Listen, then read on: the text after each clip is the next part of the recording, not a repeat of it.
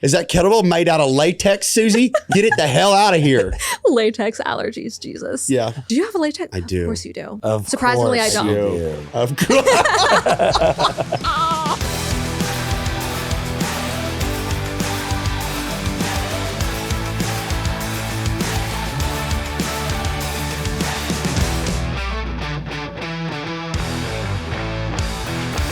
Welcome to the Coachemup podcast. I'm Tim Riley. I'm joined with Zack Zillner. Tim, thanks for having me. Oh, Zack, it's always a pleasure, dude. We are in the presence of the fantastic and very, what's the word I'm looking for? Astute. Yes. God damn it. Yeah, Thank that you. was good. Dr. Susie Spirlock. Doctor, how are you? I'm doing pretty well. How are you doing today? I'm doing really good. It's the only time I've called you doctor all day, know. I realized. It felt weird. I rarely have people actually call me doctor. Why? But do you ever find yourself in a position where you're like, no, that's Dr. Spurlock to you? You know, never, honestly. Although I do get a little upset when I get mail and it doesn't have doctor on it, because like I think it would be cool to get mail and have Dr. Susie Spirlock on it. Yeah. But I mean, just Susie. Clients call me Susie. Husband calls me Susie most of the time, unless he's angry, then it's Susan. Oh. My birthday, which is a no, do not call me that. When I, you know how in wedding It's going to invitations, be 5 years. You know what I mean? you have to do like Mr., Mrs., doctor's an option. Yes. I always choose doctor. Nice. Not a doctor, but you guys at home should do that. It's pretty fun. That's good. No, I mean, really, if you're going to call me doctor, you're going to use that, then it has to be Dr. Squats. I like that, Dr. Squats. Nice. Yeah. We've actually, my husband and I have talked about maybe changing our last name to Squats, because Dr. Susie Squats. People already think my last name is Squats. Yeah. And I'll get messages and they're like, oh my gosh, Dr. Squats, that's such a cool name. And I'm like, it's actually not my real last name, but What is your full IG handle right now? Dr. Susie Squats. Right. Okay. Yeah. I can see the connection why they would think that. Yeah. Yeah, for sure. Yeah. And like Spurlock and Squats, they already start with S's. We wouldn't be changing too It's much. really not that much of a leap. Also, like, does your husband really care about his last name? You know what I Absolutely mean? not. Right. So the funny thing is his last name on Facebook isn't even his full last name. I got a call from a guy who was going to do our gutters on our house last week, and he called me and he's like, is this Mrs. Spear? And I was like, Mrs. who? He's like, Mrs. Spear. And I'm like, you mean Spurlock? And he's like, oh yeah, well your husband's name is SPIR on Facebook. And I'm like, Jesus Christ. Oh, he didn't even put the whole No. So actually, like your husband is in the military. Yes. So it would actually, it's like instead of like Lieutenant Spurlock, it would be Lieutenant Squats, Whoa. Would be which so is fucking cool. sick. Okay. So Let's be cool. honest. Yes. I think we're going to have to have that conversation when I get home again. You should.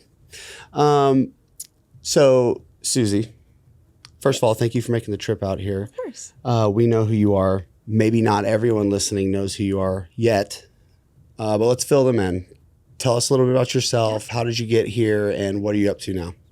So I am a physical therapist and a coach / trainer, whatever you want to call it. And I kind of a long story, but I mean, what do you want to know? Where I was born? Take us back to your formative years. When was the first formative trauma? years. Yeah. First trauma was growing up playing soccer. Actually, but in all seriousness, growing up playing soccer, I obviously got injured and ended up in physical therapy. So I was like, okay, I really want to go into the medical field. I don't necessarily want to be a surgeon because I don't want to be on call for forever. I don't want to be in school until I'm 35. Yeah. And I don't really do well with like people dying. So I was like, let's just like take that out of the mix altogether. No thanks. And I also really just in general love sports, love physical activity. And so I was like, let's give this physical therapy thing a whirl. So undergrad, got my bachelor's in exercise science, and then went on to DPT school at Western Carolina University in the mountains of North Carolina, which is so pretty. Graduated in 2020 from there, and then started working at a traditional outpatient hospital-based physical therapy clinic in the middle of nowhere, Oklahoma, since that's where my husband was stationed. Pretty exciting stuff. The most exciting. It was a very long 4 years in that town. And I think back all the time. And I mean, Tim and I were talking earlier, it kind of is what sort of got me to where I'm at today, because that's when I started social media. That's when I started dabbling into, okay, can I create and monetize this social media thing into an online business so I don't hate my job? Right. And I also adopted my soul dog. So like those three things together, I was like, okay, looking back, Oklahoma, worth it. In the moment, not so much. Fucking nightmare. Absolute nightmare. process. Yes, trust the hashtag trust the process. Shout out the Literally. process. So to loop people in, we were at lunch today kind of talking about your experience at that traditional PT, very clinical medical setting. It was associated with a hospital. Is that Yes. correct? So it's my understanding that like things are done a certain way. If you have a certain injury, you have a certain timeline. Everything's kind of cookie cutter. What was your experience with that? And at what point did you start getting the feeling that like there has to be more? Yeah.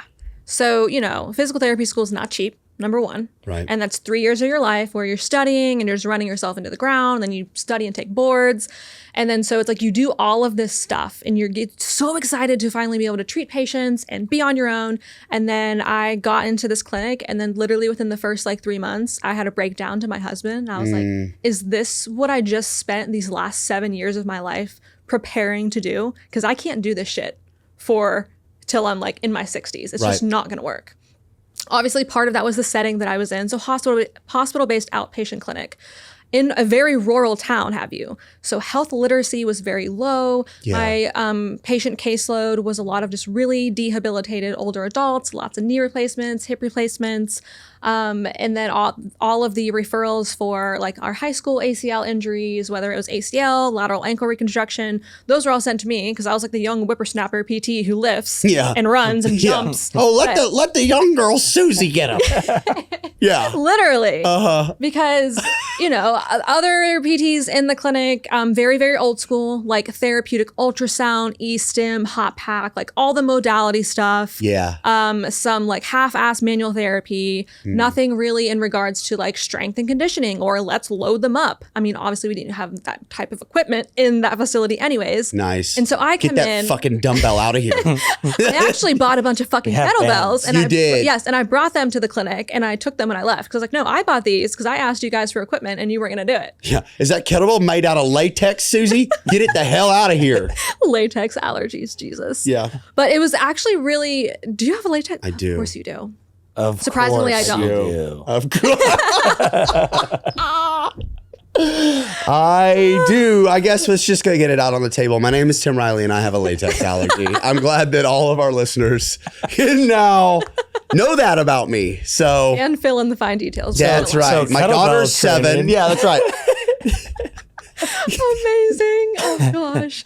But it was weird and it was hard because I came in super evidence-based, super hungry to actually help people and not just file them through the system and take their insurance money and then have them discharged. And it was a very, very difficult time in the clinic because we also had PTAs, right?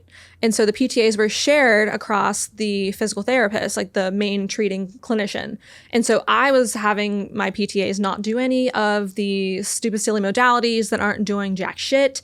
And then they were going to the other PTs, be like, oh, well, why are we doing this for your patients when Susie gave us the research articles saying that we shouldn't be doing this stuff? So it created a lot of little animosity and For a little sure. headbutting. But at the end of the day, my goal was the patients in front of me. Yep. And I knew how to get them to their goals. Yeah. So How did that work with you being younger, I assume, than everybody else, and then you going about it a non-traditional way of what they were used to seeing? Was there pushback where they let you do it? How does it work like that? So there wasn't any pushback of oh, you can't treat that way, just because it all came down to the billing units and the billing codes that you used for your sessions. And technically, there's therapeutic activity, therapeutic exercise, manual therapy, E-stim, neuromuscular reeducation. So, I could pretty much justify anything I did to fit in any of those categories. As long as it was justified, you could pretty much treat however you wanted. It was more of pushback from other clinicians. Got it. So how'd you, deal with that from day to day? Because I'm sure there's little side comments or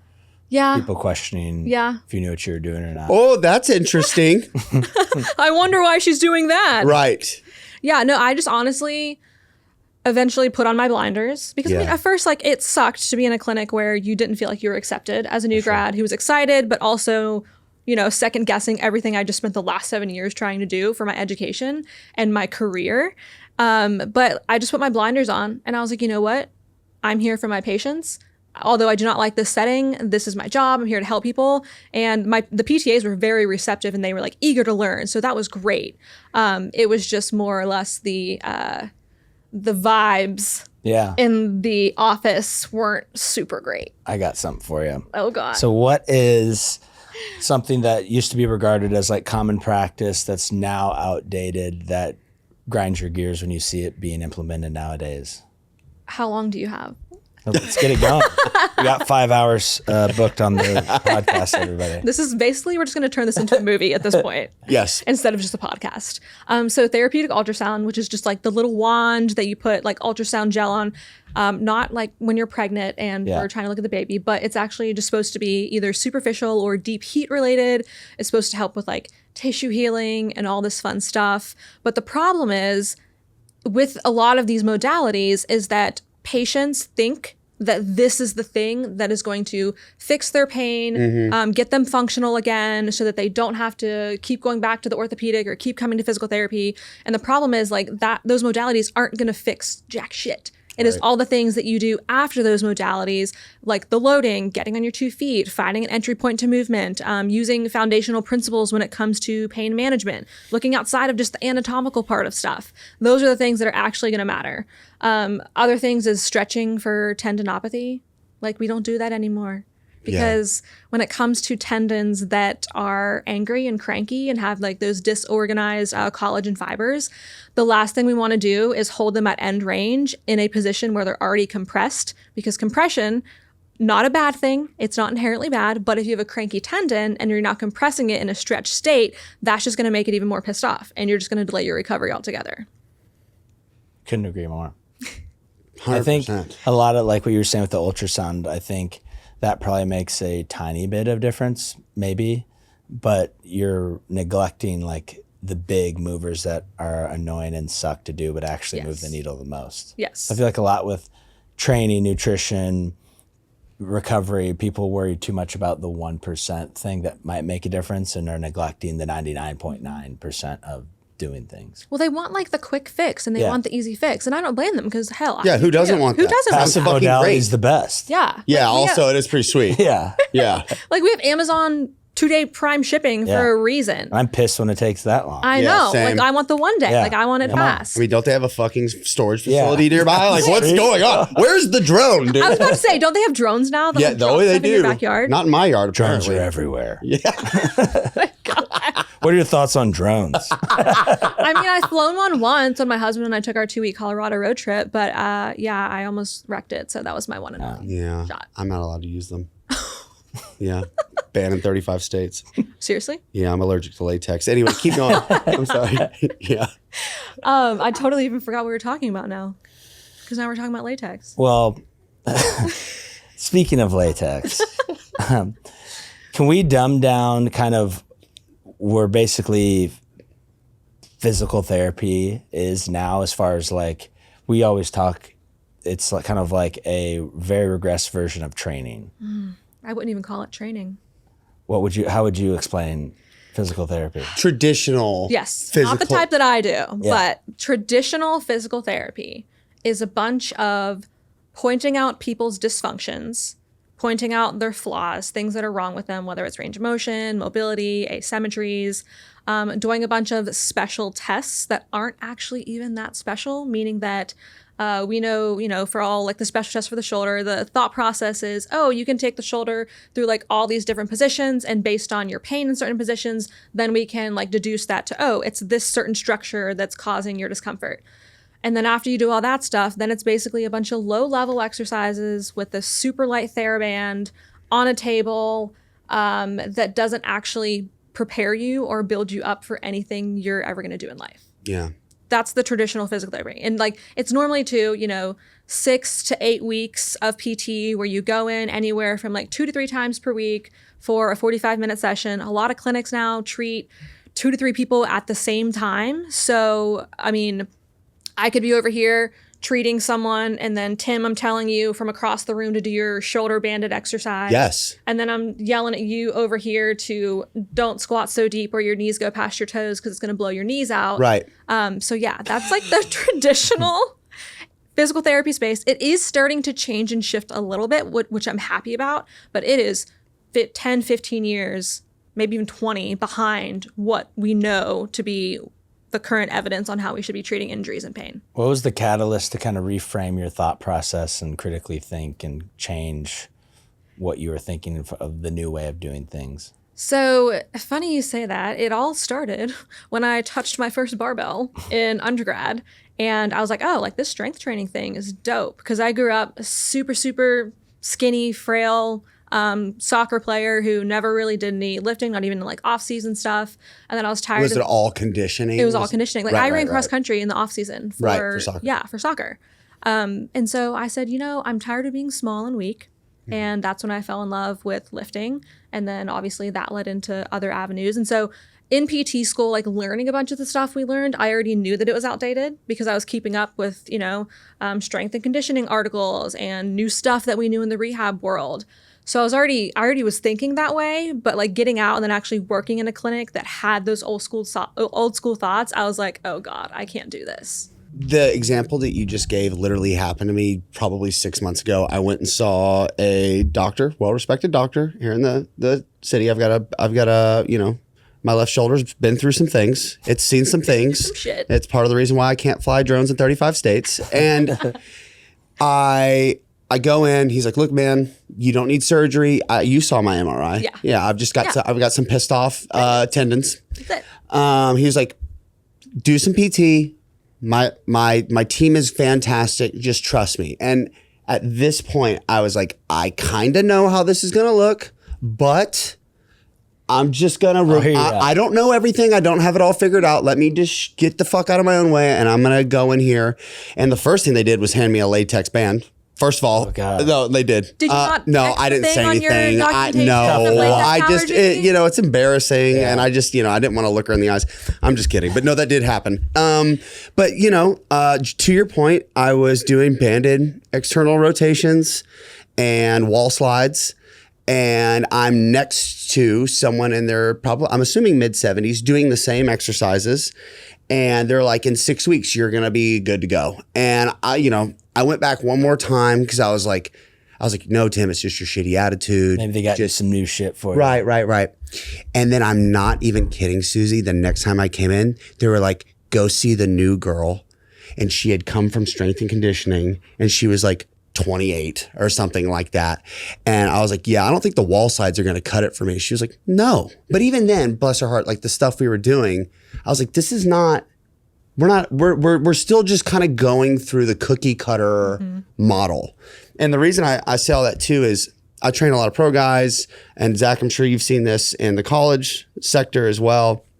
I'll have guys who have serious injuries and athletes that are performing at a really high level. And then they're like, yeah, I've been doing PT. I'm like, great. What have you been doing? And then they show me what they've been doing. And I'm like, what do you mean? You're not ready to do anything. But according to Team Doctor, in 3 weeks, dude, you're good. Start cutting. And it's like, I'm like, oh, that's concerning. It's bad. Yeah. And it is shocking. Like I get some of the lower level exercises for the people who go to traditional PT who have never exercised a day in their life. For sure. Or who are super fresh post-op. Yes, we need the low level exercises for those certain situations or those populations. But for someone who's active, for someone who runs or lifts or sprints or who is a professional athlete, like this cookie cutter basic level, low level stuff is not going to cut it, and they are not going to make the progress in a timely manner in order to return to their sport or return to a daily life where they're not having issues anymore. 100%. To that point, we've kind of talked a little bit about what, I would say the consensus, at least in this podcast studio, of like what, outdated, kind of not ideal PT looks like, which is like cookie cutter stuff, just, low level, low load, low intensity, even if it does have its time and place. Mm-hmm.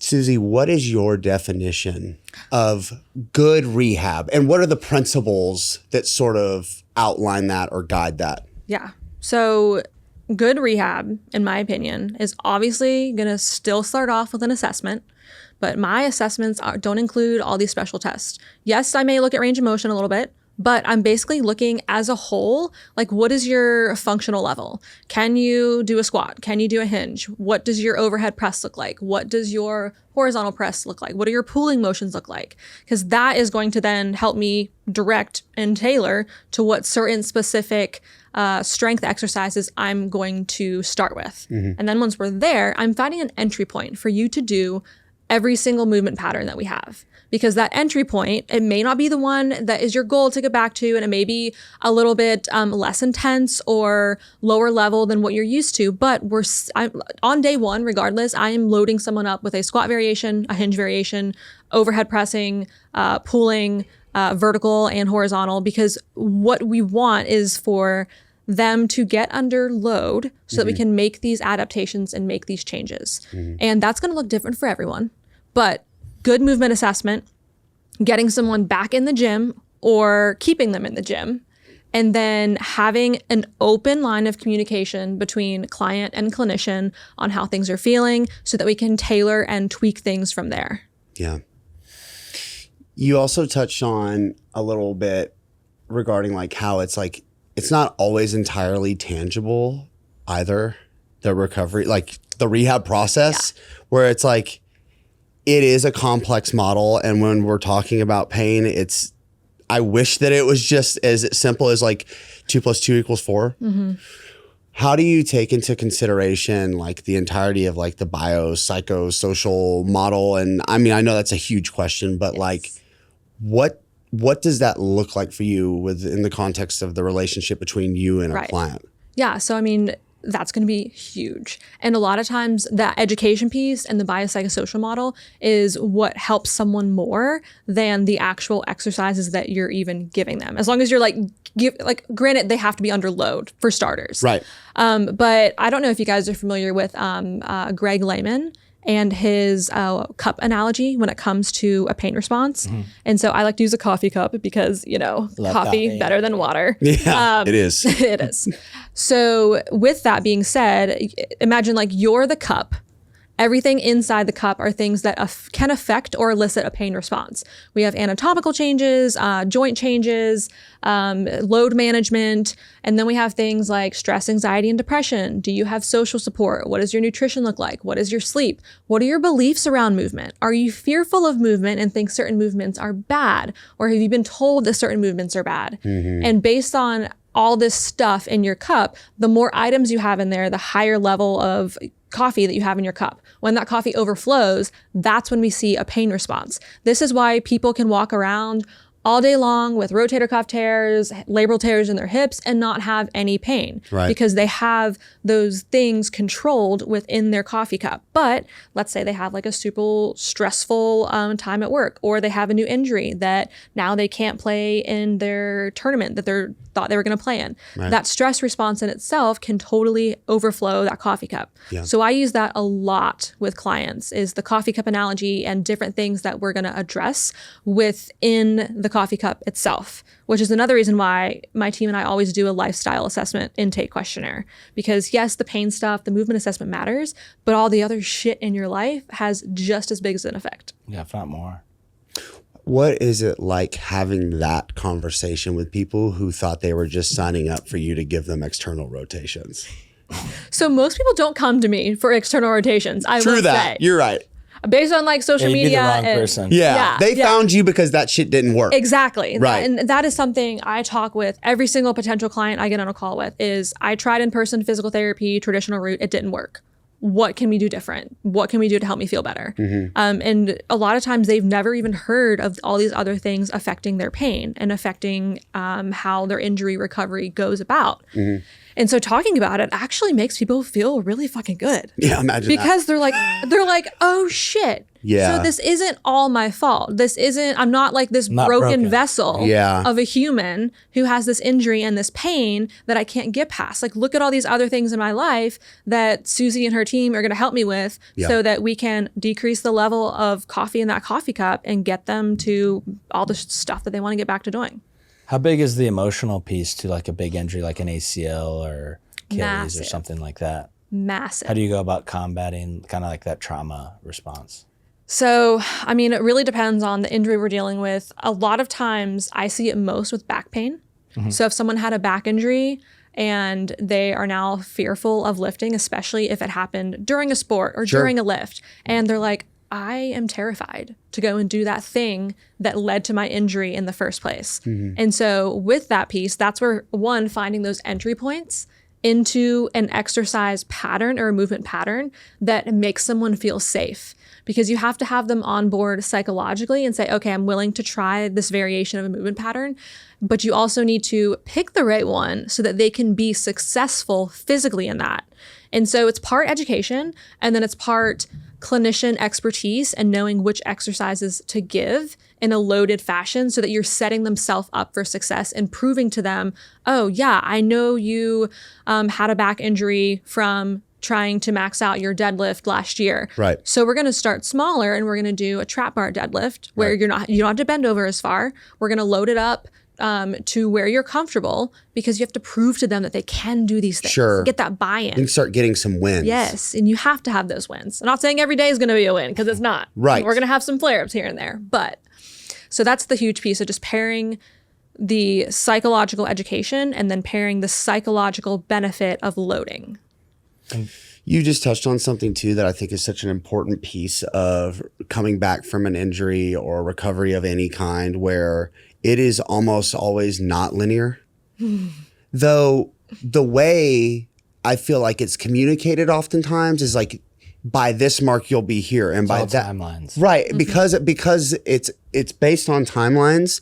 There's automatically a linear timeline association with how things should feel, and then because I've done this myself in the past, I've seen it with athletes, regular clients that I train, particularly people who are like hypersensitive or have a big remote emotional attachment to the injury or what the injury implies. They start to live and die. By every day, sometimes session to session or moment to moment, based on the knee, the toe, the ankle, the whatever the thing is and is feeling. And it's tough because like on one end in my experience is like you want to validate people and you want to, be like, hey, look, I get it. But then also at some point too, for those that are like hypersensitive like that, you have to have at least in my experience, the conversation has to be had where it's like, look, dude, it's not going to get fucking better every single day. It's about like having like, here's the chart. That's right. That's right. It's like progress or success in anything where it's like, here, if this is the ultimate goal and we're trending in the right direction, you have to be okay with that. Yeah. Is that something you run into pretty commonly? In what populations do you see that? Every population. Really? Yeah. Whether it's Gen Pop, whether it's athlete, whether it's like competitive power lifter, it is with everyone. And so what my team and I do is we have that conversation up front. Like that is one of the first conversations we have. We're like, hey, I know you have pain. You're dealing with this injury. It sucks. We're going to work together to help you feel better and find movements that you're able to do. But I'm going to tell you right now, we can't really put a timeline on this, and you are going to have flare-ups throughout the experience, the rehab experience, because like you were saying, obviously people usually think that, okay, well, my protocol from post-op of my surgeon said, XYZ at certain different weeks and certain different months. And when people don't reach that, they feel like crap. And they feel broken.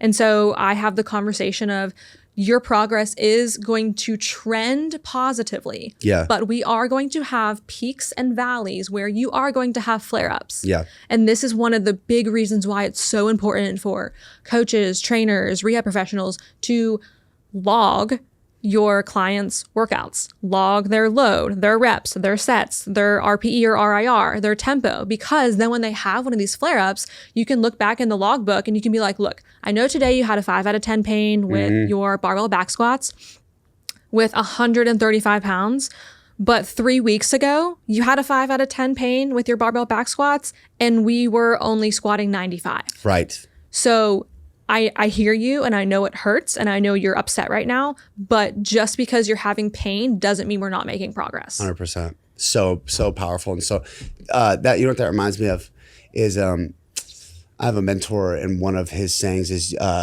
your feelings aren't facts. And But the numbers are.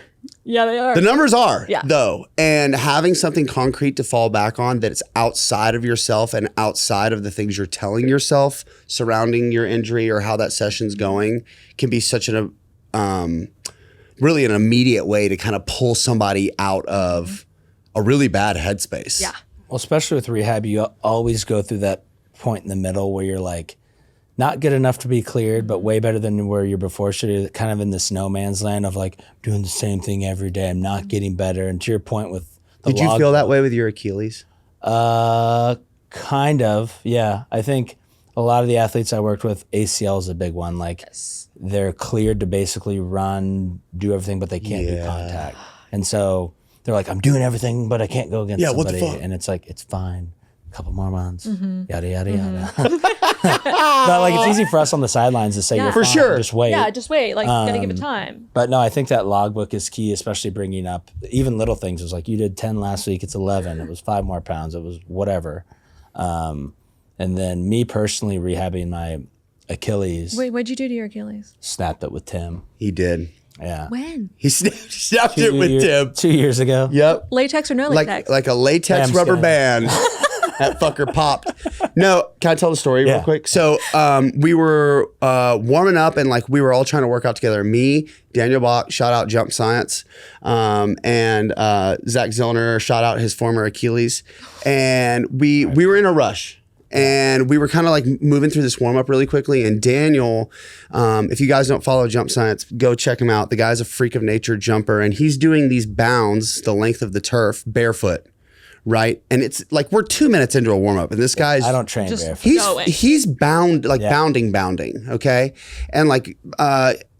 For those of you who don't know, bounding is very intense, and there's a lot of demand Yeah. on the old So I Achilles learned. tendon. And Zach, up to that point, you hadn't been doing much in the way of plyos or any lower leg strengthening stuff. Like doing endurance stuff. yeah. But Zach's also very strong, so he was really getting some distance Used to and, be a good jumper. and putting some power into these bounds. And dude, his very last bound on the second set, he landed really 4-foot dominant kinda, and everyone heard it. I have it on video. Yeah. Maybe Can I watch maybe it we'll Clip that. clip it in the show notes for everybody watching who wants to just get really depressed. But yeah, it was one of those things like it popped, and all the regular gym happenings, no one else around us knew, but the three of us, Daniel, I'll never forget, Daniel looked at me and I looked at Daniel, and I turned and looked, and Zach was grabbing the back of his left calf, and he stood up slow and just looked at both of us, and we all three fucking knew. He just I grabbed my immediately, shit. he just collected, he grabbed his phone, he grabbed his hat and his keys, and I was like, it was your Achilles. He goes, yeah. He was like, I gotta go. Did you like pogo hop out of the gym? No, I on the just other kind leg? of shuffled. No, on he it. maintained a level of I was like, like, it's fine. It's not a big yeah, like pride and sort of like he I got really mad in my car. Yeah. But he blasted it to bits. Yeah, I did a good job. I mean, prime example of doing too much too fast too soon after not doing enough for too long. For sure. 'Cause Yeah, that's how most do as I people- say, not as I do. Yeah, training with the boys will do that. Yeah, seriously. Yeah, get a bunch of idiots together. It's like, we're fucking bounding. Yeah, it's like, I don't do this. Who cares? I do care. Yeah, I care so much My now. Achilles cares. Zach, what's the best training app on the planet? It has to be Train Heroic. Gone are the days of sending the old crusty PDF. Now we have a sleek new app. It's easy to use. There's videos with descriptions. You get to track and log your weight, your reps. There's a community chat function. You can submit videos. You can get feedback. How about the leaderboard, Tim? I started using Train Heroic first as an athlete and someone who wanted to learn. Now I use it as a coach. Athletes and other coaches can go and be a part of my training community and get results. Whether you're an athlete, coach, or just like to train, use the link in our description to find out how you can train on the best app in the world. And join us on Train Heroic today. Zach, you know what my favorite clothing brand is? Tell me. It's Legends. I've been wearing it for a long time. From training to lifestyle, Legends has got you covered. So what kind of gear does Legends have? You can get shirts, shorts, underwear, socks, tops and bottoms, hoodies, hats, sweats. They've got it all. And they just dropped an entire women's line. Holy smokes. I know. Tim, the great thing about these tees, I found I'm 20% stronger rocking them when I train. Speaking of 20%, that's how much you save when you go to legends.com and enter in promo code coachemup or click the link below. So I had like a slap tear in college, had the shoulder surgery. I did PT and I thought it was like a waste of time. Like I went there and it's like, do your YTAs, some external rotation, and then put a heat pack on it and pay the lady at the front. Yeah, that's right. And then I was like, got done with my 6 weeks and was like, this feels kind of like not very good. And so Feels the same. this time I was like, Actually, I'm going hurts. to rehab myself. Because I was like, hopefully I know enough knowledge to do that. So I rehab myself and kind of like your same principles of like loading, tracking pain was my biggest things, like pain and swelling. So I would do what I thought was a good PT program. And then the next day, if I had no swelling and no pain, then I could do a little bit more. If I had swelling or pain, I'd have to pull back a little bit. But yeah, I learned more through that. 9 months of, I guess, a year of rehab than I did with any textbook or anything like that. I wouldn't recommend. I'd still read the textbook instead. Honestly, I got to say, it was to Zach's credit, it was very impressive to watch. It was kind of a fun process, like pretty frustrating, but also like a lot of fun. You learn a lot. Well, it's helped me a lot for like my athletes of Right. not only like the physical side of stuff, but the emotional side of it. Like I hope I'm more well equipped mentally than like an 18-year-old. And I'm trying to get back to train with Tim. Yeah. You know what I mean? Like Yeah. not that big of a lofty of a goal. Well, Maybe for some people, I mean, not getting paid. But like these guys have their whole future ahead of them and they think, this one injury is going to be catastrophic and all that kind of stuff. So Yeah, and I what think- you were saying with the emotional thing Right. spoke to me. And it's huge. And I honestly never even experienced that myself until, was it 2021? When I made a labral tear in my hip that I probably had since playing soccer, because that's when most labral tears happen, when we're in puberty and doing rotational activities, aka sports. But it wasn't symptomatic, didn't give me any issues until I changed my squat stance, because I took a CEU course that told me with a tape measure where my feet should be. And then I loaded it up like that. And then guess what happened? Dumb, silly, younger Susie really pissed off her hip. And it took me an entire year to build my squat back up. And before that experience, I had never had like an injury myself. And so I think it is so valuable. I'm not saying if anyone Go out and listening, get if her. you're a coach or a trainer or a rehab professional, go injure yourself. But Listen, come bound with me. Come hang out Come with bound Tim with and I. me. Take a trip to Austin, Texas. No warm up, and we'll bound together. And I promise you, you'll get fucking hurt, You'll get something. and it'll be a great learning experience. yes. But to that note, it's like, it's a whole different thing when you're dealing with it yourself and you're like, oh shit, like this is what my clients go through. Like this is what they're feeling mentally and emotionally. And this is how much it impacts that rehab process and your self-identity, especially if you put a lot of your identity within a sport or within a certain training regimen. So that emotional part is ginormous. What would you say, like, I get questions all the time, I'm sure you guys all do too, like younger athletes tear ACL or some big injury. What advice would you have for them as far as like frequency of training, what to look for in a PT, what things can they be doing on their own? So biggest thing when it comes to looking for a PT is, one, go on Google. Google's your BFF, and you're going to search physical therapy clinics around you. You're going to go on their websites, and you're going to look at the part of the website where they have pictures of their clinic. If there is a barbell rack and some kettlebells and some plates and a goddamn barbell, by all means, that's probably a good place to go, or at least to get started. Yeah. If they have a bunch of tables, some ultrasound and Easton machines, the only weights you see are like a couple 10-pound, 5-pound dumbbells, probably wouldn't go there. So just by looking at like what type of equipment they have can really kind of tell you, okay, this is how this rehab process is going to go. Because I've seen time and time again, I've had clients come to work with me and my team, and they're like, yeah, like I went to this really good PT. They were like a sports specialist and blah, blah, blah. And I was like, well, what'd the clinic look like? and they had zero access to any of that equipment. I was like, well, no wonder your rehab didn't feel great and you didn't sort of heal at the timeline that you thought, because we were severely underloading and not challenging your body and your tissues enough to elicit those adaptations to get stronger and more resilient. So what questions should you ask a prospective PT that you want to work with? Yeah, like let's say your husband got hurt. oh God, he doesn't listen to me. Right. Well, listen. Now he is. He hurt his head. I'm telling you, Kelly, I wish she was doing this podcast with us. I wish she was here too. It would have been a lot of fun. Honestly, like here's the way it works. I get hurt, I complain, she tells me to shut the fuck up because she's so sick of hearing about it. But I won't complain. He's hurt all the time. I am hurt all the time, bro. I hurt myself all the time. I just like to train, man. What can I say? I get it. Yeah, I get it. Oh shit, where was I going with that, dude? The question The to ask the questions. PTs. Oh yes. All right. So your husband gets hurt, God forbid, but he gets hurt, and he's like, I can't work with you. Okay. Fair enough. That's Right. a This given. is a legitimate scenario. He wants to work with someone local though, and you start picking up the phone and you're going to start inquiring to different practices, and you're going to find a good home for your husband. What are some of those questions? Question number one, which goes on what I just talked about. What kind of equipment do you guys have in your clinic? Yeah. Because it's going to tell you a ton.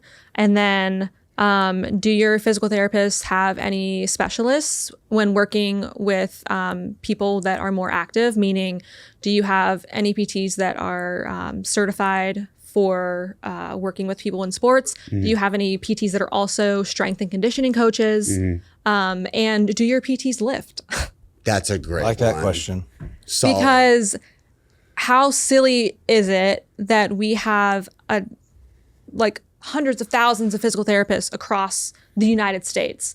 And I don't know what the stats are, but I probably don't want to know what the stats are of how many of these clinicians actually either run, jump, or strength train. Yeah. And the stats would be sad. Yeah.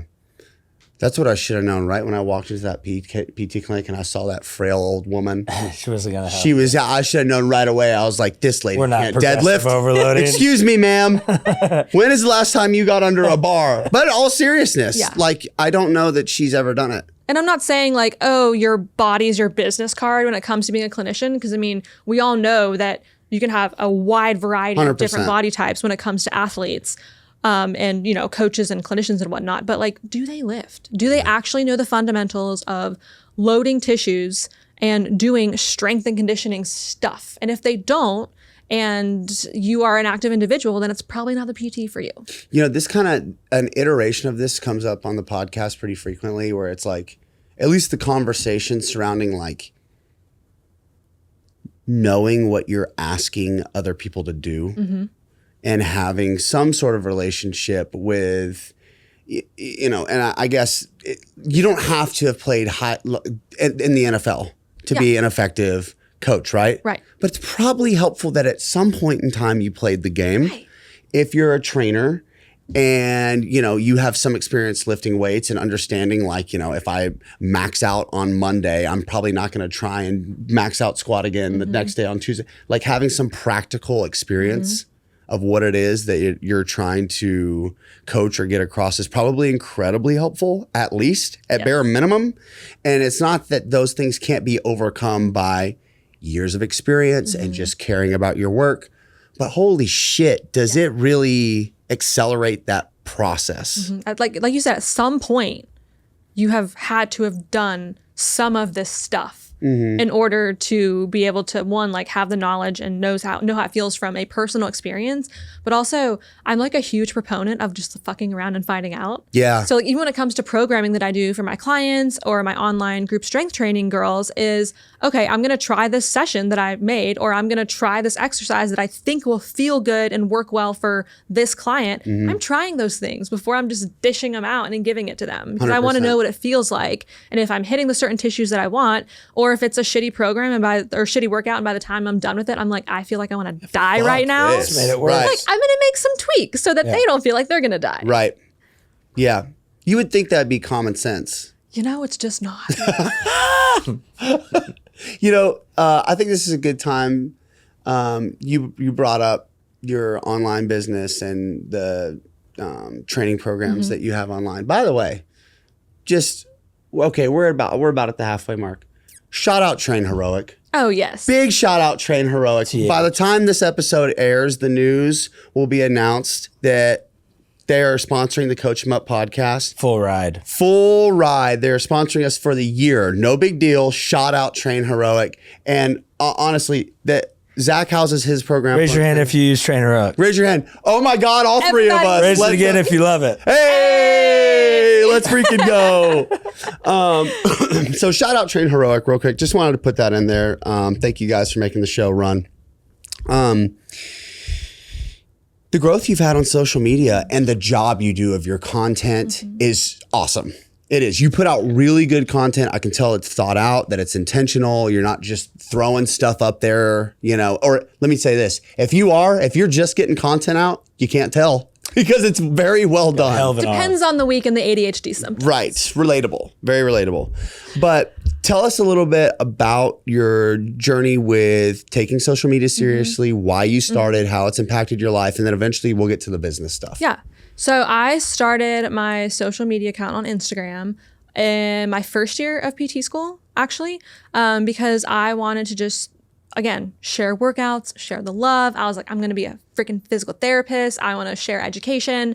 And so I started out as like your just traditional fitness account that posted workouts, a few booty pics here and there. I feel like if any woman has been on social media, we all have the rite of passage of posting our ass cheeks on Instagram. At some point. There was a point in time, I feel like not as much anymore, still prevalent, you know, whatever you like to do. But there was a time where it was almost mandatory, is what it felt like in the fitness space. Yeah. And it was like centric. I Yeah. I feel like almost Brett had to do it. Contreras was at his peak. I did do it. Yeah, we know. You know? Yeah, we know. Yeah.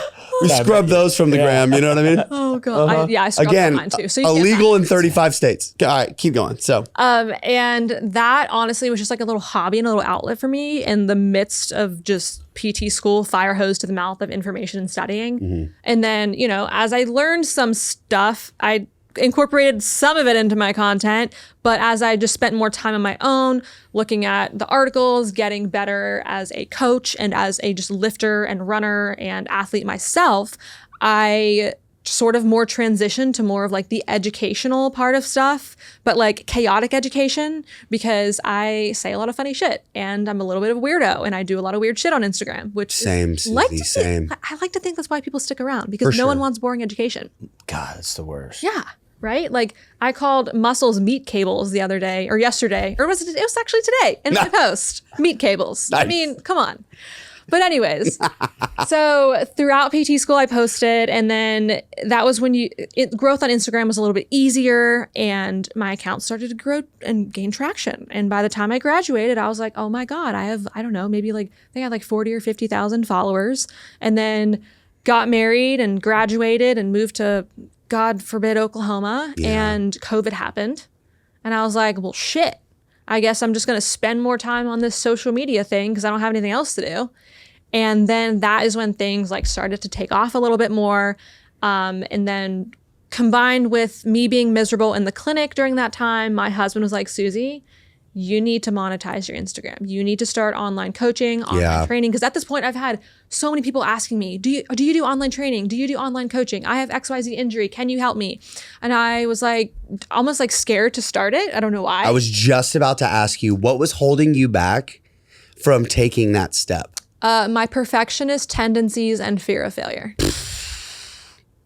So you even had proof of concept of having 50,000 people follow you, and you're still afraid to put something And out. people asking me to make programs and train them. And I still was Was like, it because when I first started, I was kind of the same way of like, I'm scared of not putting out the most perfect program, and then people like Tim buying it, be like, dude, guys actually suck. Yeah, Jesus, this guy's an idiot. this guy made me bound and I've busted my Achilles in 7 different areas. Was that part of the issue, is like chasing perfection? I think so. I think it was 1, chasing perfection, and then 2, I used to spend a lot of time just scrolling and absorbing other people's content. Yeah. And I think that in an essence made me feel like I was inadequate in regards to like being a coach or being a PT. And so I was like, oh, well, I can't do it as good as them, so why would I even put something out? Right.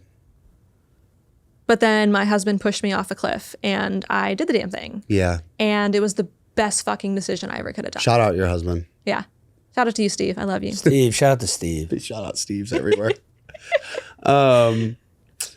That is also something I can relate to. I've launched several products now, and with each one, it's funny.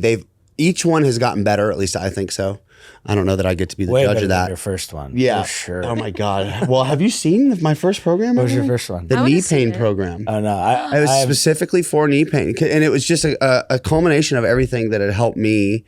And at that point, other clients and athletes improve and get past jumper's knee, which, are you even think an it sucks? athlete if you haven't? Well, I think the program is great. Oh, okay. I do. I love it. Like wanna I would see it. still give that. I give it to people for free now. Don't DM me asking for I'm for going to free, DM you people. and ask you for it. All right, I want to see it now. I mean, close. If people are close to me and they're like, I need some.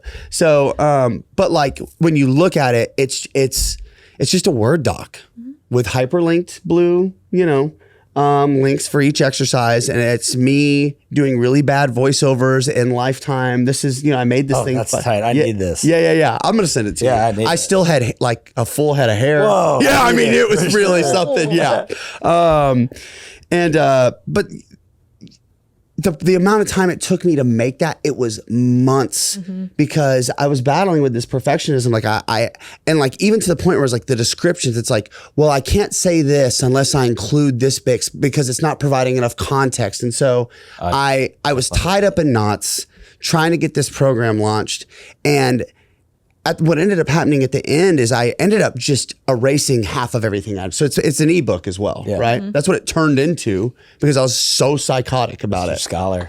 And each product that I've put out, frankly, has gotten better, more effective, easier to use. And it's because I allowed myself to say it's never going to be perfect and it's never going to it's not going to be perfect for everybody. That's what I get into. I try to think of every situation in my head. Right. Is this going to work for a high school kid or a pro or a college? I'm like, Yes. So I just make it towards who I think needs it. Yes. And I think that's really important too is I feel like a lot of times people think that the first program they put out or the first rehab protocol they make is going to be like this perfectly curated specimen of a program. Right. But you only get better by doing it. Oh. So you have to start, you have to do it, and then you have to learn throughout the process and do it and be okay with like failing. Like So you're saying specificity isn't a principle limited to training? no, it is life, it is marriage, it is ebooks about knee pain. Yes. Tim, she's a doctor. Come on. Come on. Yeah, He's a doctor. I'm a doctor. Let's be honest. I know what I'm talking about. Okay. While piggybacking off that, I feel like having the doctor name on Instagram,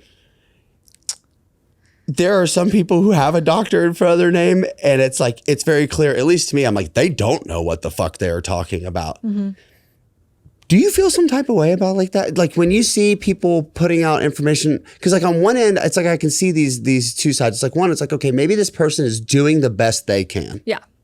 And that's fine. Then there are other times where it feels entirely disingenuous and almost egregious. As a doctor, as someone who's worked to get the DR dot in front of their name, right? You earned it.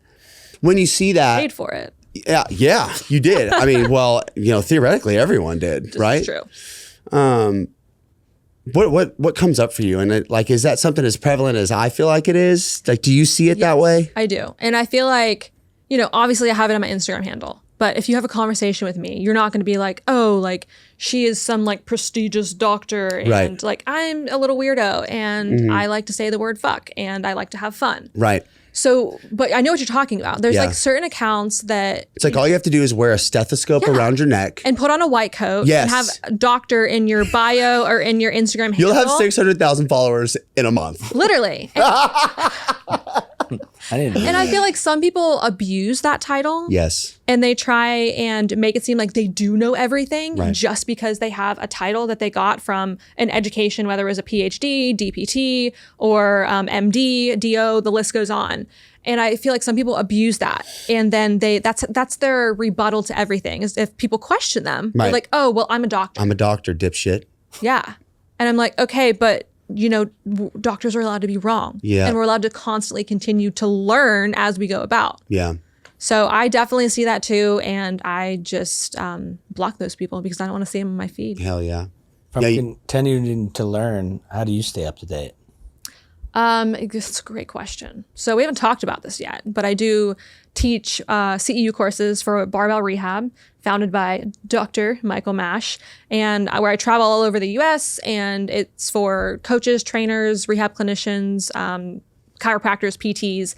And so being within that little network is what really helps me stay up to date to research. One of the other instructors, Ben, is like a research, like holy grail nerd, and we love him for that.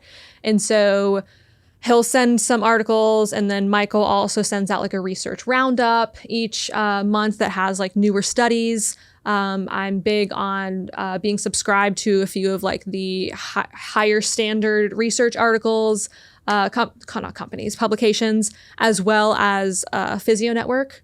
I don't know if you guys have ever heard of that before, but they basically have a ton of research articles that they'll summarize for you that they've been vetted to be good ones and they are going to be useful. And they also have like master classes and all this fun stuff on there. So it's in part me surrounding myself by the right people who like to really, really read research for fun, because in all honesty, reading research articles is not fun to me. It fucking sucks, dude. It's gross. It's the You have to take a class in college on how to actually read we had so them. many classes in PT school about how to read them, because you can find a research article to pretty much support anything. right. You just have to go on PubMed or just in Google research article to support doing coffee enemas up your bunghole. Right. And you're going to have something pop up.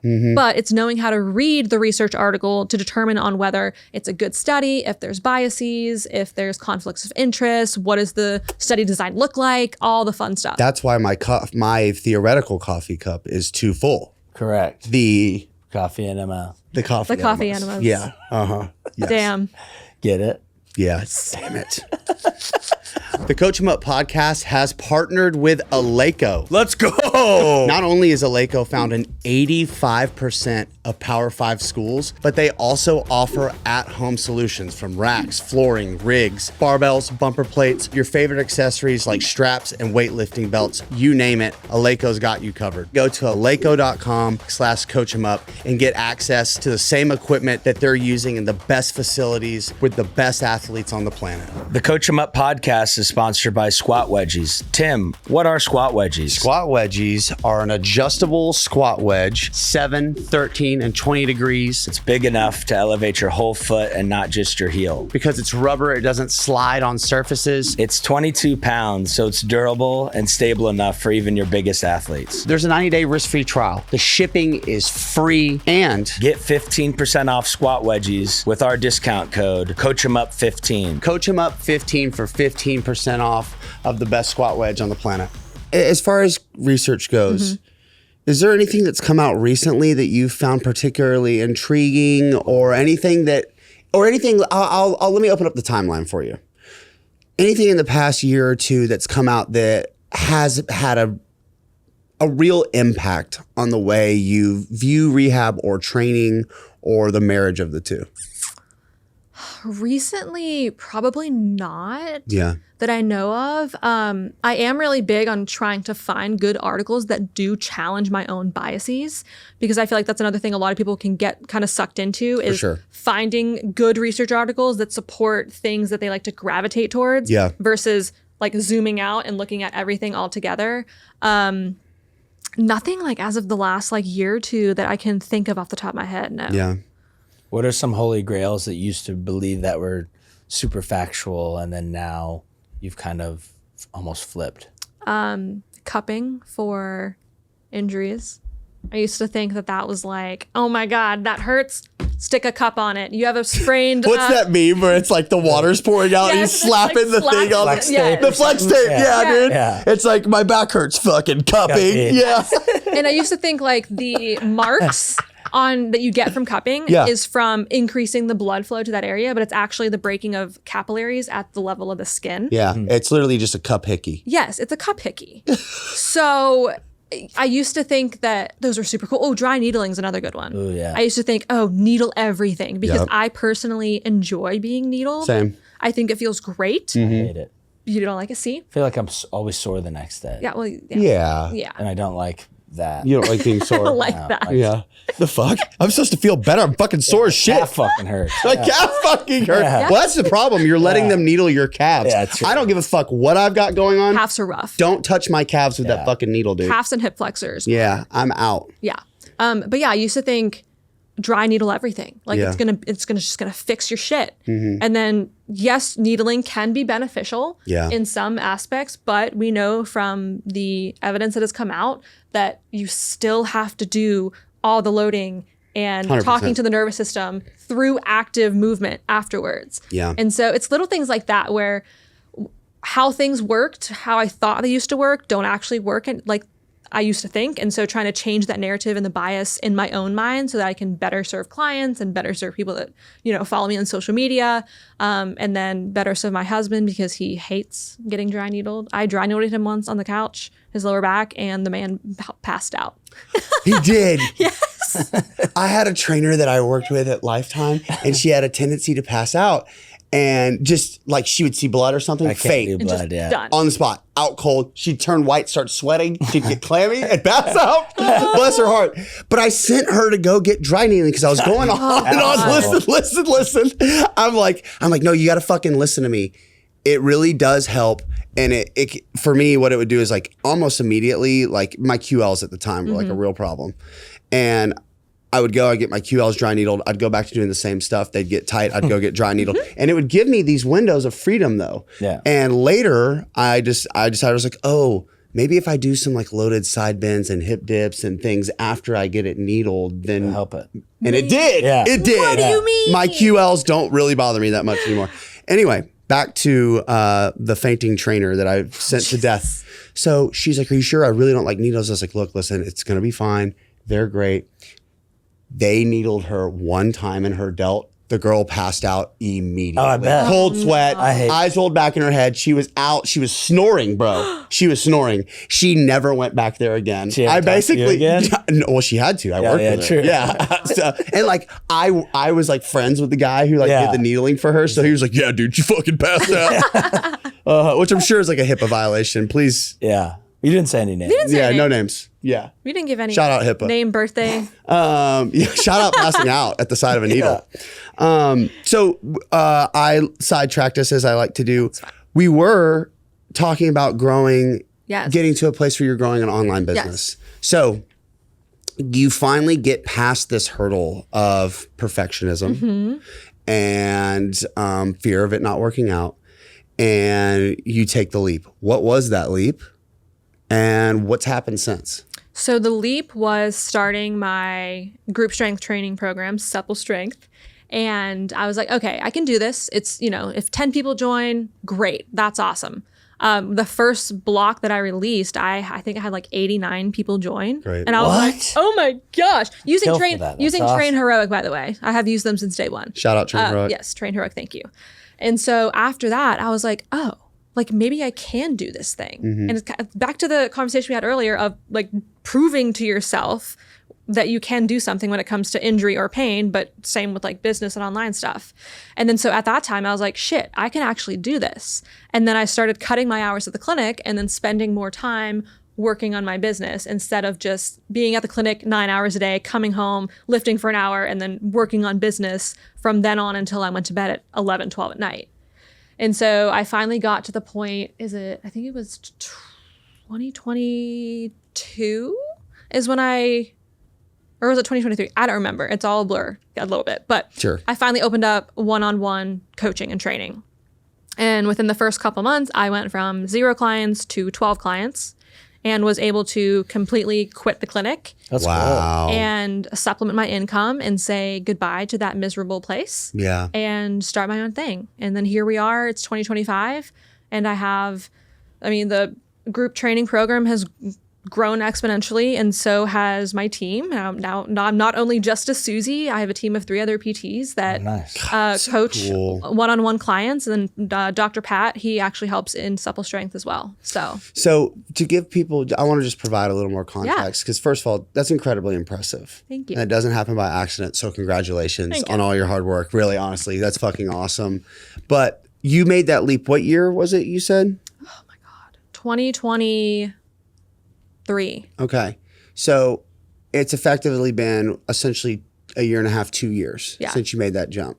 It's been 1 year full time and then 2 years since I started the group training program. So to put that in perspective for people, I think so often, like a lot of people who are on the fence in the training, coaching, entrepreneurial space, particularly leveraging social media to do so. Like, to anybody listening, if I told you right now, I was like, you could have a completely self-sufficient, successful business in 2 years if you just commit to it. Yeah. Most people are like, yeah, that fucking sounds sick, right? Yeah. But You have to take action though. oh my God, the work that actually goes into that is no fucking joke. No, I actually can you speak to that? What I mean, like, work. God, just like working nonstop. I mean, even to this day, like I'm still like in overdrive with working. I'm finally starting to try and pull back a little bit for my own health reasons. But it like was to the point where I started calling Steve a house husband because he would do all the laundry and the grocery shopping and cleaning the house and feeding the dogs. Because when I was still in the clinic, I would come home and then work on the business until the wee hours of the night because I was something I was passionate about, and the misery in the clinic was what was driving all of this in the first place. Man, it's either the suffering of staying the same or the suffering of getting to where you want to be. Sometimes you have to endure both, though. That's kind of what I was getting at. Yeah. Like And you have to do both. Like Yeah. I was able to do both. I was suffering in the clinic, but then I was also suffering with building my dream business and the life that I knew I wanted and could sustain and do for the long haul because I knew it wasn't held in the clinic. Can't fucking be this. Can't No. be Oklahoma clinic No. in the middle of shout out. So we're really burying Oklahoma today. For all our Oklahoma listeners, can you just message us or comment? Is it that bad? Is Okay. it as bad as they say that it? Because it sounds rough. Anyone in Oklahoma, I lived in Altus, Oklahoma. So if that gives you more context as to how shitty that was, then you will understand. So we're talking real middle of fucking nowhere, Oh Oklahoma. yeah. Oh yeah. Tight. Yeah. Was it like, it's like, honey, we're going to dinner. I'm going to take you somewhere nice. And it's like, you got Arby's, Sonic, or McDonald's. Exactly. Hell yeah. Dude. Like I want to go Holy grocery shit. That sounds the Holy Holy Trinity. Trinity. We got the meats. You know what I mean? I want a McFlurry. You know, I'm going to go to Sonic. I'm going to get a fucking Blizzard. What do they do? Blizzards there? No. that's McDonald's. Yeah. No. Oh, yeah, it is. Yeah. Is it Right? Blizzard? No, it's a Dairy Dairy Queen. Queen. Dairy Queen's, Dairy Queen. yeah. Oh, they definitely had a Dairy Queen in that bitch. No. I feel Yeah, like you're Dairy- lying now. We No, did. she's You're lying. lying. All small towns have a Dairy Queen. That's like a thing. It Okay, is a but thing. if they had a Dairy Queen, I would have gone because I love fucking fudge from Dairy Queen. You thought a Blizzard was for McDonald's. And Okay. well, now here's the thing. Here's the thing. In her defense, I actually feel worse for her that she lived in such a small town and was void of a Dairy Queen. Yeah. That honestly Thank you. feels like That's a double sentence of go fuck yourself. You know what I mean? That's rough. I'm going to go to DQ after. Well, I do have good news. One of the states I'm not allowed to visit again is Oklahoma. So Oh. We're going to discuss that next episode. I got a question. Yeah. Working on your business. Yes. What does that even mean? yeah. Oh my God. Because I feel like to an outsider, it's just like, well, she's writing programs all night. So what are the things that you probably didn't expect that you'd have to be doing when working on your business? Yeah. That is a very, very loaded question. So, I mean, for the longest time, I was the website designer. Yep. I was the person writing the emails, which I still do because I love it.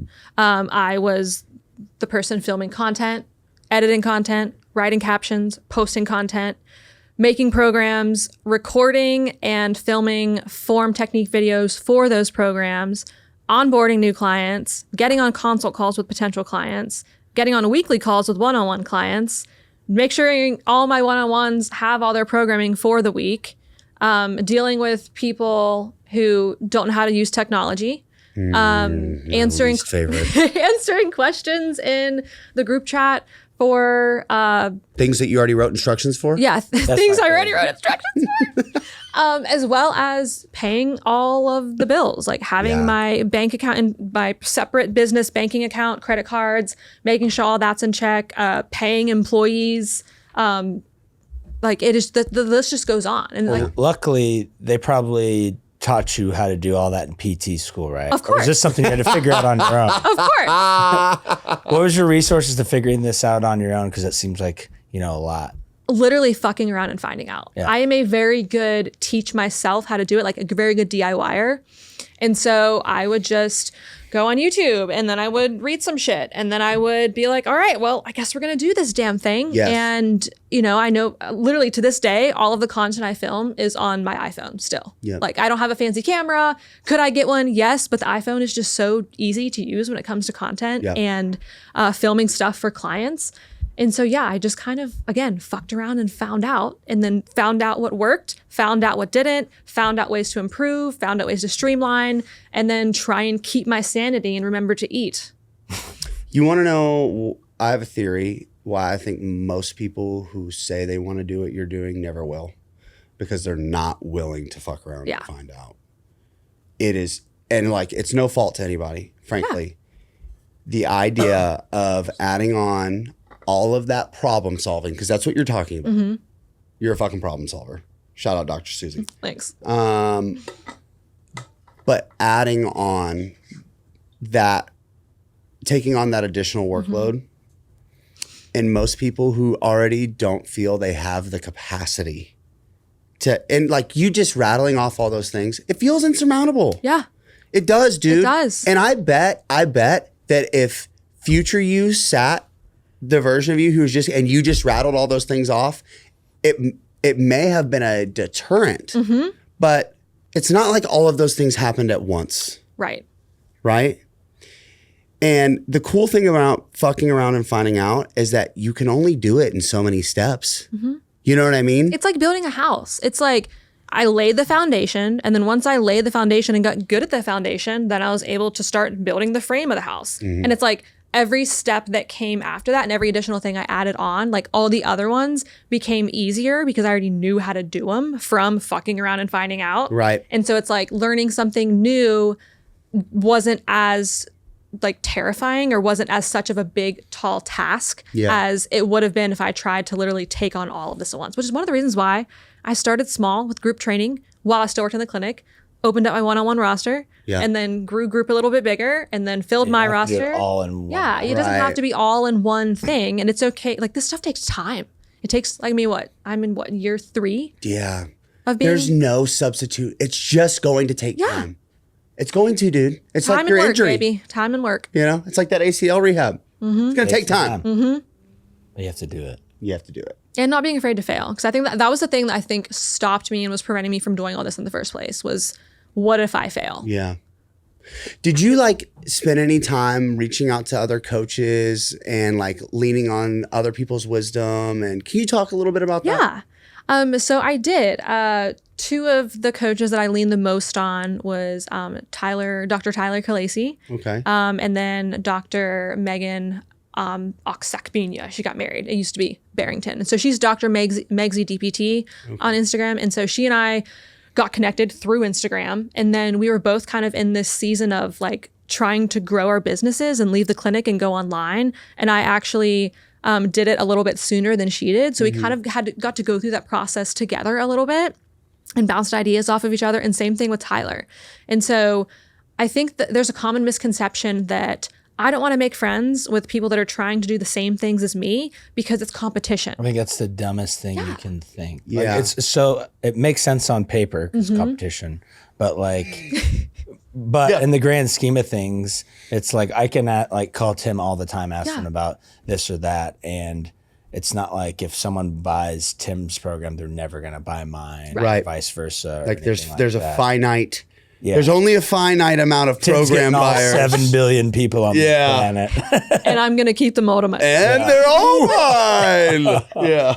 And that becomes even more true, I think, in the online space too. Yeah. It's because I'm not limited to just people in Charleston, South Carolina. Like we're worldwide. We have clients that are in other Oklahoma. Yeah, I mean, Jesus Christ. Someone's in an Arby's parking lot right now. They're like, listening to this podcast. They're smashing a post-workout, just thick meat sandwich. Oh my God. Yeah. They're reporting her profile. Hell yeah. They really are. And then someone else is reporting me for saying blizzards are for McDonald's. Yeah. That will be me. Yeah, it's fine. And so, yeah, I think it's really important to, find a few people like in the industry where you guys are able to kind of bounce ideas off of each other and kind of grow together and learn together versus just doing it completely alone. But with that being said, I cannot tell you the number of DMs and emails I've gotten from other clinicians who are like, I want to do the same thing you're doing. Can you give me tips and tricks and be my business mentor? Right. And I'm like, I am so honored and delighted that you asked, but I do not have the capacity for that at this point.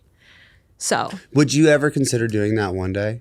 Because I think about it often. Yeah, I don't know, honestly. I feel like a lot of coaches kind of go that route. They like build their own coaching business and then they're like, oh, wait, I got good at that. I got good at this. Now I want to teach other people how to do this, which there's nothing wrong with that. Right. But I still always want to serve like my target population, which is people in pain who have tried traditional PT and feel like they're broken for forever. Like that is my passion in like changing their lives, not so much the clinicians who are looking to get out of the clinic, which yes, I technically could switch gears. Right, but it doesn't get you going. But it doesn't get me going as much as, I totally get that. And I give back to the clinician aspect of that community of when I'm hiring a new coach or a new physical therapist and you're like, hey, I can give you a ticket to get out of the clinic if you come work with me and we build up your coaching roster. So I feel like I'm still able to do that in a sense, but I don't really see myself ever doing business coaching. Yeah. That's cool. If you know what you really like and what you're passionate about, not bleeding your finite amount of energy into something that doesn't serve you. Yeah. So I want to ask one more question and then we should probably get to segments. Yeah. But this isn't shit. There's two. We have time for two. two. All right. Okay. I'll be quick. So in your experience, because you're an educator as well. Yeah. I mean, not just on your social media platform, you quite literally travel many weekends out of the year and do in-person seminars 2 days in a row, 8 hours each day. So you're constantly interacting with other clinicians and coaches that want to get better, and you're the one delivering them this education. So how has being an educator made you a better coach? It's made me a better coach. The biggest thing I can think of is I had to stop assuming people know everything that I know. Yeah. Because things that I know as a coach and a clinician, I just think sometimes that other coaches and clinicians or even just people in Gen Pop, like clients, know these things and they don't. Yeah. And you educate in a certain way or you talk about a certain topic and you just blow someone's mind where I'm sitting here thinking like, oh, this is just common knowledge to me. Like, how did you not know this? Right. I don't say that because I don't try to. It's not called a blizzard. Sure. Yeah. Because it's not the coaches, the clinicians or the client's fault. Because if you don't know, you don't know. But I think it's really like helped me take a step back, learn how to dumb down my language a little bit, like speak in more layman's terms. I'm not calling people dumb, guys. I'm just saying there are so many intricacies of rehab and certain language that's used and even language that I see on social media of people trying to educate. I'm like, if your clients or your target population is general pop or coaches or clinicians that don't know about this stuff, you've lost them. Yeah. Like they're gone. You've spoken over their head and they're gone. Yeah. Expansion. Yeah. First of all, wonderful answer. Thank you. Part two to this question is, what have you learned? I guess you kind of answered this, but like, what have you learned most about other people who are seeking to learn? Probably the biggest thing is knowing what their learning style is. And I can speak to that like both from the client and the clinician part of it, because I am a very visual learner and a doer. Yeah. You giving me verbal instructions, I'm going to look at you like you have 7 fucking eyes and it's just going to go in one ear and out the other. I'm not going to absorb any of it. Yep. So I think knowing someone's learning style, which is one reason why we ask that on the new client intake. I also like to tap into that too. And I teach seminars of like, hey, if your learning style is something different, let me know so I can kind of gear these topics toward you in a bit of a better way, because there's nothing more frustrating than someone trying to give you education in a way that you're not able to absorb. Yeah. Yeah. For sure. Yeah. Shout out all my teachers ever in school. Shout out traditional American school. That's right. You want to ask the last question? That way I don't hog all the questions. Oh, This is a good one too. Oh, God. yeah. Should I be nervous? No, we talked about this off air. this You'll is- like this one. So, training differences for women and men. Oh. Are there? If so, what are they? Please enlighten us. Yeah. You do not have to train different, whether you're a dude or a woman or a unicorn or a purple people eater. Literally, yes, we have different hormones from like a biology standpoint. However, that doesn't mean your training has to be different. Muscle adaptation, strength gains are still made in the same way by working close enough to failure to force the myofibril addition to the muscle fiber, if we're talking about muscle fibers and muscle gain, or talking to the nervous system in regards to strength. There is no difference. The only difference and the only time it should differ between men and women is if you have different goals. So if you're a woman and you're like, I want some nasty fat glutes, but I don't really want to gain too much muscle mass in my arms. Yeah, less traps, more glutes. Yeah, I'm going to be like, okay, great. We're going to write your programming to tailor that. And then again, if you have a dude that comes in and says the same thing, Right. hey, I want to grow some fat, juicy glutes, but I don't want too much more upper body mass, guess what? Those two programs are going to look pretty much identical. Yeah. Because the client goals in front of you, the person sitting in front of you, is what's going to matter most, not whether they're a male or a female. Yeah. Two things that come to mind is like the only substantial Jesus fucking You're doing Christ. great. Everything I say next doesn't matter anymore. Is that actually women can typically handle more volume, They can. right? More, not less. And what I'm about to say next is just an observation. I'm not on the fitness girl. It's not on my For You page. It's not on my TikTok. I see it secondhand from Kelly. And there are, particularly in the fitness space for women, God damn, it just looks so predatory. It really does. And like I see oftentimes like things like the menstrual cycle gets weaponized. Oh, God. Speaking to insecurities that I think people in general, but it seems like people like, training long, lean muscle instead of, right? Yeah. No, I know exactly. So, and honestly, like as a man and as someone who doesn't spend time in that space, like I don't even know that I have the words to accurately articulate what I'm seeing. But I am seeing something and it feels icky. And I don't know how else to explain it. I know exactly what you're saying. So, I obviously, as a woman, I used to have all of that stuff come across my feed. I've now trained my feed to not give me that shit. Right. So things like cycle syncing, meaning that you're only supposed to be doing like higher intensity strength work or cardiorespiratory stuff 2 weeks out of the month because you're supposed to be doing yoga and restful shit on the other weeks. I'm like, that is a surefire way to not make progress, Right. to not gain muscle mass, and to not gain strength. And when I talk about muscle mass and strength, I'm not just talking about like, oh, I feel cool because I deadlifted 400 pounds, or oh, I feel cool because I have big quads. There are so many health benefits to both of these things that I feel like people a lot of times miss. And so stuff like Pilates, great.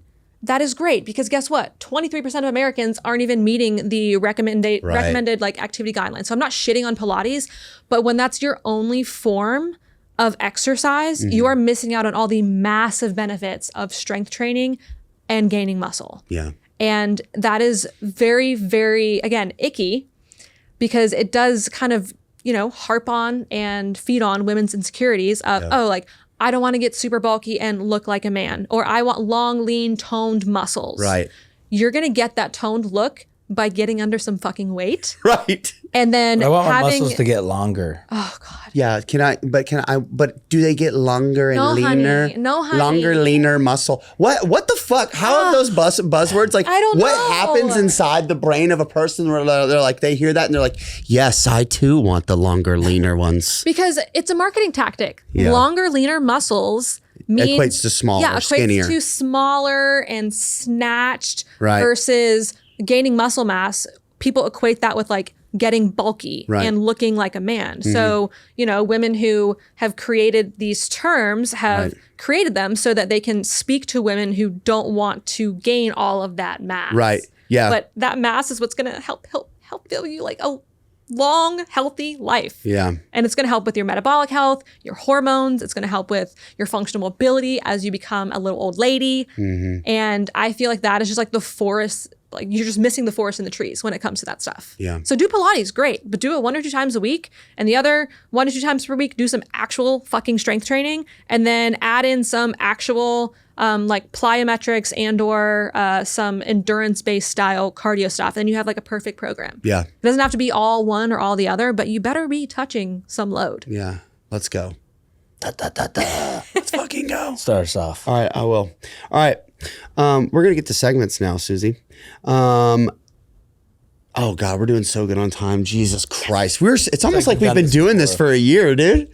Sheesh. So I say that to myself every time I teach a course, a barbell rehab course, because I will like go through lectures and breakout sessions, and then somehow by the end of the day, I'm ending up on time. And I have no idea how it happens, but here we are. Yeah. You're good at it. You know, that's how. All right. First segment. This segment is called 3 Things, and it's brought to you by Squat Wedgies, the best fucking squat wedges on the planet. They didn't pay me to say that. Get wedged. Feel the wedge. Get the wedge in you. Without latex. Actually, they are made out of latex, so I don't touch them with my hands. I kick them around with my Oh. I have my clients move them for me. Yeah, I do. Do we need to get you some And nitrile I just tell gloves them to wear in the I gym? have nitrile gloves at home. That's what we use. I don't use what. Well, yeah, I'm saying, but you need nitrile gloves to At take to work. the gym to Honestly, touch those squat my wedgies. pride, it's already enough. Yeah. But if I were like smacking gloves on to like move my squat wedge, I can't. It's a bad look. But they are, no matter how bad it looks for me, they are great squat wedges. Use coachemup, code coachemup15 for 15% off at checkout. So what are 3 things? Let's just get like 3 bullet points. What are three ideas, principles, considerations one should take into account for structuring a good rehab program? Client goals, getting under fucking load, Let's go. and using RPE as a way to train with pain and improve pain. Nice. God, that was great. That was a very good segment. Thank you. This next segment is brought to you by Train Heroic. Shout out Train Heroic. Click the link in our show notes to either if you're a coach, if you want to hop in and program just like us, or if you want to buy a cool program. Yeah. Yeah. You can train with Susie. You can train with me. You can train with Zack. You're welcome. Pretty sweet. This next segment is called Rant and Rave. Oh, God. And so I kind of want to put my own spin on this. And we're going to talk about knee pain. So let's rant about all the dumb things people think to do to fix knee pain. And let's rave about the things that actually move the needle for knee pain. Silly things for knee pain, resting, not letting your knees go over your toes. And then on the flip side of that, pushing your knees too far over your toes when your Right. tissues aren't ready. I just need to jam them farther. No, you don't. You need to back the fuck up. And also not looking above and below. So not looking at hip or foot. Look at the source. Yeah. I mean, you have to obviously, I feel like that's a common But it's all connected. It is all connected. But like when you go to traditional PT and you have a referral for your knee, they're only going to look at your knee. Insurance won't really let you look above and below. But like when you are free of the insurance gremlin, you can then look at how is the whole lower extremity working Yeah. and utilizing. Because I can almost always find some stuff in the foot and some stuff in the hip. Yeah. Perfect. I like it. She's crushing these segments. Maybe the best in a while. Clear, concise, short. Maybe we'll send this to future guests. Yeah. Like this is what we mean. Yeah. This is what we mean when we say segments. I agree. Yeah. Or maybe we're just not doing a good enough We're not doing job it. to communicate. It's on us. Whew. So this one isn't sponsored or brought to you by anyone. This is just an interesting question that Zach and I like to ask people. If you weren't a coach, what would you be and why? I would be a bakery owner Nice. and I would be making specialty cakes and cupcakes. Wow. That's awesome. Yeah. Do you have a favorite thing to make? It's probably cakes, just because I can get super creative with them. I'm actually an artist. My sister, Wow. I am I mean, actually an artist. If you weren't an artist, what would you be? And I worked at a bakery and a cupcakery, like throughout, Oh, wow. high school and undergrad. And that's where I learned all my cake skills. Shout out C Cups Cupcakery. Yes, it's named after boobs. And tight. Didn't even put that together. Yeah. So I didn't either. She beat me to it. and that's where I learned like how to bake. And it is just a really fun outlet for me. So I do it for like family and friends. And yeah, I like making fucking cakes. Hell yeah. Do you like cooking too, or do you just prefer baking? I like because of the cooking a lot preciseness? too. Okay. Just because I had to in Oklahoma, I had to learn how to be a really good cook. Yeah. And then now Steve's like, I don't want to make anything because you're going to make it so much better, which is true. So He's not wrong. No. But also he knows what you want to hear. yeah, I was really happy with him because he air fried some cut up carrots the other night all by himself without my help. Wow. Dang. Big steps. Shout out Good to job, Steve. Shout out to That's Steve. great, Steve. Our next segment is Shout out carrots. brought to you by Tim and I at Coachemup Podcast. Yeah. Overrated versus underrated modalities in physical therapy. Nice. How low can we go with underrated? How low can Can we we go? go? How low can we go? Dun, dun, dun, dun, dun, dun, Go dun, dun, low. Does that answer it? Yes. Yeah. Because look at what I'm doing. I'm completely online. I never touch my patients. They get zero modalities and they get better faster and have more resilience than I was ever able to do in the clinic. Yeah. So, Ding. like, I don't know. I have no more words other than that. Yeah. You just drop the elbow on the Yeah. it's- traditional PT I mean, clinic. it checks out. It does. Okay. People in clinics might hate this episode. They might. Or it might free it them. might be what they Might need free to them. hear. Yeah. You know? And like, Just what the I nudge out of the nest you needed. Then again, anyone that wouldn't like this episode probably listen to the Coachemup podcast. Right. That's right. Correct. Yeah, true. If they've like- made it this far. Yeah. Going on that too, like what I mentioned earlier is, we don't learn any lifting stuff in PT school. So when it comes to clinicians not knowing the stuff, it's kind of not all of their their fault because we're not even getting taught the stuff. How in is that school. not taught if you're like prescribing people like, okay, on your own, you need to do squats and hinges and whatnot, and they just don't teach it? No. That's wild. We learn like evaluation, special tests, red flags. And then you get to like the actual thing that is rehab and people were like, I don't know. Right. So yeah. So part of it's obviously not their fault, but then part of it is because you should also know a little bit better. Right. But then if you also have never been in the gym or never have actually strength trained, run, did plyos, any of the athletic stuff, then you're just not going to know, period. And that's okay. But I hope when you're listening to this podcast, this inspires you to Get out there. get out there. Get in the fucking mix. Yeah. Don't jump to bounds yet. No. No. Or change your squat stance and then load it up the same. Yeah. But if you What do those two fucking things, what certification had you measured? I'm- You don't want to. I will say it off. Okay. All right. Someone's gonna listen to this and they're like, "Oh, it happened to me too." Every time I mention how I injured my hip, Was it like based on your Q angle or something like that? All right. Cool. All right. So, we'll stop. He knows. This last segment is brought to you by Eleiko. You can go to eleiko.com/coachemup or click the link below in the show notes. And I believe you get 10% off on everything that is not barbells or machines, but like you name it, belts, wrist wraps, straps, shirts, hats. Plates? I don't think so. I need to confirm with them. I really should know that before I do that. yeah, you could do it with plates. Yeah, but yeah. You definitely you can. But no, seriously, Eleiko is they're like one of the best, and we're really happy to be working with them. So this is called Unsolicited, Solicited Advice. So you have a flight tomorrow morning. It's pretty early, if I recall. You're gonna take an Uber to the airport, and when you get in that Uber, you're gonna shut the door. You're gonna immediately be greeted with the scent of whatever it is they chose Oh, God. for the vehicle. There's gonna be a little sign in front of you that says thank you and a little Venmo thing for you to tip them extra money. You're gonna ride in silence because that's what you prefer. Yes, I Okay. do. It's early.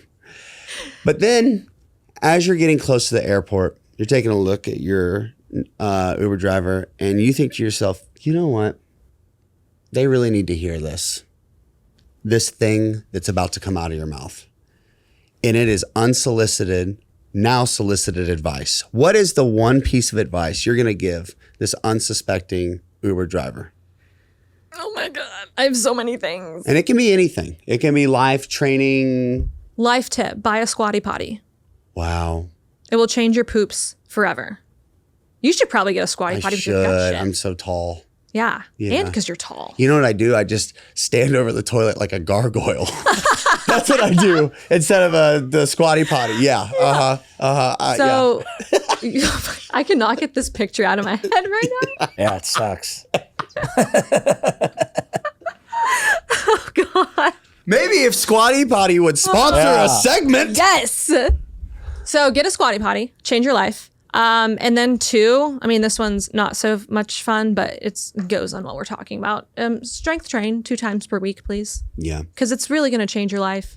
And it's going to make it so that you don't fall and fracture a hip as you get older. I mean, it still could happen, but the odds of you building muscle mass, strength, and bone density, less likely. Yeah.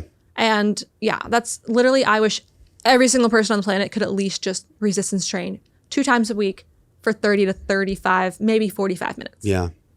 Not breaking your hip is sweet. It's Shout out not breaking your hip. Yeah. But maybe not do bounds without Yeah. not doing bounds for a while. Yeah, we really buried that one tonight for him. All right. Susie, thank you so much for taking the trip down here and hanging out with us. You've been a total breath of fresh air.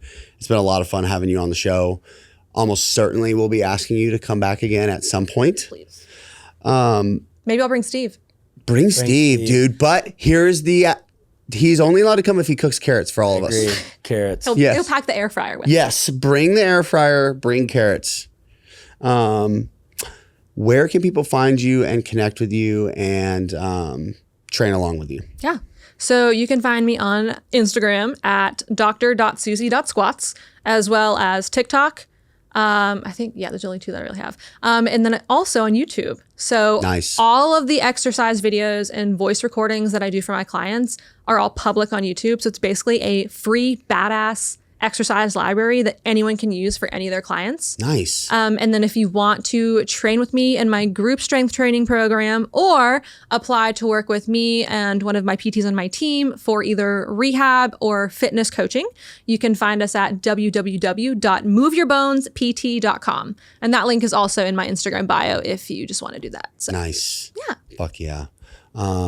Susie, thank you. Thanks so much. Everybody who's made it this far, thank you so much for listening. Please subscribe to the show. Subscribe. It helps us out a lot. We love you and appreciate you all, and we'll see you next time. Peace.